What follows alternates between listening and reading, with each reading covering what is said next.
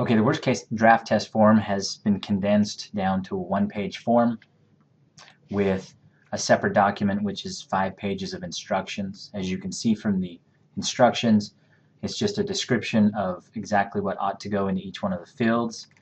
Most fields are pretty self-explanatory, though some of them require kind of some detail. There's a lot of information about what you might do with the fireplace section. So also the instructions are not just instructions on how to fill out the form, but they're actually instructions on how to conduct the test.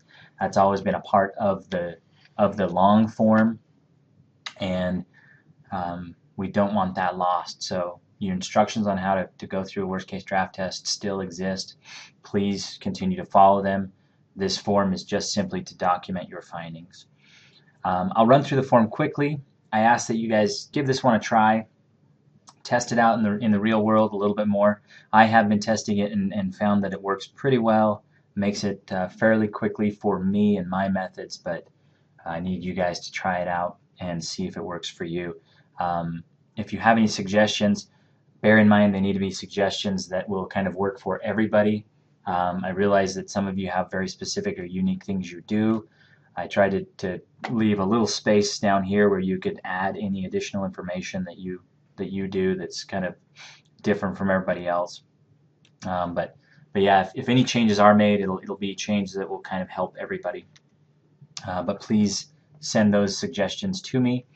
Once I get those, I'll kind of go through and do a more formal instructional video about how this works, try and show a few different examples of what ought to go into the client file in different circumstances. But just quickly, I'll run through this and explain how it works. Up top, just your name, rank, and serial number. So you're going to have the client's name, the job number, your name, whoever's conducting the test, and the date that the test was taken. There's a section here to identify when, like what stage of weatherization that the test was conducted. It's becoming very, very difficult to, as I flip through the files, to determine that even by looking at the dates. So I ask that you please start to indicate where you're at, especially this one in the middle. If this is during production and a weatherization measure has just taken place, which warrants a worst case draft test, please check this box and indicate what that measure was. Anyway, so the form will calculate your minimum acceptable draft pressure. All you have to do is put the outside temperature in here, and it'll let you know what you're shooting for. Down here I have put in some very abbreviated setup steps, because you may not always have that printed list of instructions in front of you. Hopefully this will serve as a reminder to make sure that you get the home set up in the right conditions for the test. The CAS depressurization, basically this section is those 7 or 8 steps that you go through to put the CAS into its worst case conditions.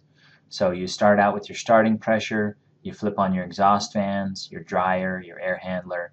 If there's a fireplace, you simulate it. You figure out whether the CAS door should be open or closed, and every once in a while you run into some other strange thing that you need to mark. You can put that in the other section, and then through that process you figure out exactly what your worst case CAS is. Now I've added a few things here. They may look like overkill, but they are important pieces of information. The exhaust fans, most of the time, 99.9% of the time, they're going to be on. But every once in a while they may be off, and that's information we need to collect. We need to document so that we can show what we had to actually do to get it into worst case. Same thing with the dryer, the air handler. It's more often that you need to use that here on the CAS doors, because just strange things happen. Sometimes it's better to have them open, sometimes closed. But either way, this should help you go through and accomplish the goal of figuring out what puts the CAS in its most negative condition and documenting each step of the way.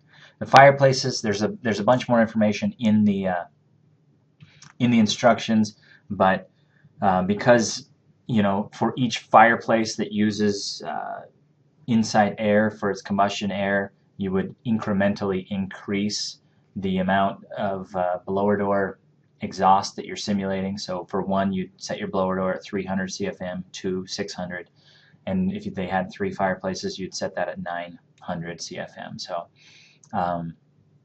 anyway, so there's just a way to quickly mark all those things down and document them so that you can move through the test fast.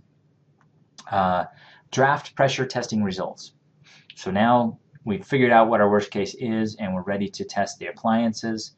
So you put in your cold vent pressure of the appliance. And this is while the appliance is in that CAS that's under worst case draft test, or the worst case draft pressure. You fire the appliance. After 60 seconds, you record what the vent pressure is, and then you simply look up here and decide whether or not the draft is acceptable.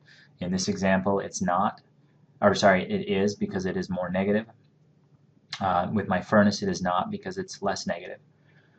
If an appliance fails, this used to be, that third page on the form, but I just put it right here. If the appliance fails, then you do have to run it under normal conditions. Now, I really would like to have put the setup for the normal case down here, but I just didn't find the room for it. But bear in mind, you've got to think about what you're doing with the normal case. Remember, if there's an ASHRAE fan that you've installed, that is now normal conditions, so that ASHRAE fan has to be on. But you put the home in normal conditions, let the vent cool, fire the appliance, and find out if it's going to vent under normal conditions. In this case, it does vent, so it passes. I have added this section here, which is the CO level, and I'd like you guys to, because the CO level coming out of the appliance is an important part of this corrective action plan or the thought process that goes into it, I'd like you to take the time to put that CO level here. And that way you're documenting and indicating that that was a consideration in this process. So, but that's the test. Once you've finished the test, then you need to come up with a conclusion. This is the most important part. From what I've seen, people are doing pretty good to use this section. But basically, either you can select NA, where all of the appliances are direct vented or no further venting testing is required. They pass, where all combustion appliances pass the worst case test and they're venting safely. Or in this example, we had one fail. If any appliance fails, then you have to fill out a corrective action plan. I call this one a basement furnace because I've got a couple of options up here. I'll come back to that in a second. But basically, you need to say, okay, this is the appliance. The appliance has either been disabled or left in service. These are the reasons why. If you've left it in service, you need some very clear reasons why you left it in service and why you feel that it was safe. In this case, we said it failed under worst case conditions. We've disabled it. Maybe there's another furnace upstairs. But either way, it looks like we'll be back tomorrow to replace it as part of our weatherization. And the client will leave the furnace off until the new one is installed. The client signs here. If you have any notes, add them here. Make sure that your signature and date is here, and that's the form. Now, if you're using the TechLog, and I do not want to discourage anybody from using the TechLog, it's a very, very valuable tool. I use it on a regular basis. But you can see that the TechLog is going to have some of this information on it. If you use the TechLog, you are welcome to leave some of the information blank, and as long as that information is recorded on the TechLog, and just simply check this box here saying, here's some general information, here's my minimum acceptable draft, here's my worst case pressure, and